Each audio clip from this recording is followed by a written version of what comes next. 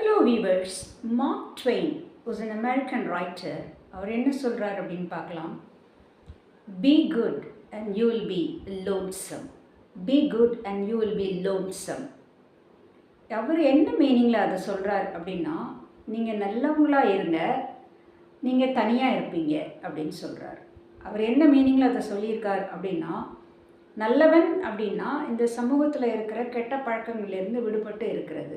Alcohol, drugs, இதெல்லாம் சில behaviour இதையெல்லாம் விட்டுட்டு நல்லவங்களாக இருக்கிறது. அப்படி இருந்தால் நீங்கள் தனிமையாக இருப்பீர்கள் அப்படின்னு சொல்கிறார்.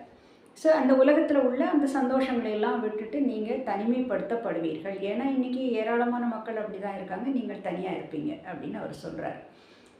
அண்டு இன்னொரு மீனிங் நம்ம என்ன எடுக்கலாம் அப்படின்னா, நீங்கள் நல்லவங்களாக இருந்தீங்கன்னா மக்கள் உங்களை சீண்டக்கூட மாட்டாங்க அப்படிங்கிற அர்த்தத்துலேயும் நம்ம எடுக்க முடியும். அதை B good and you will be alone அப்படின்னு எடுக்கலாம்.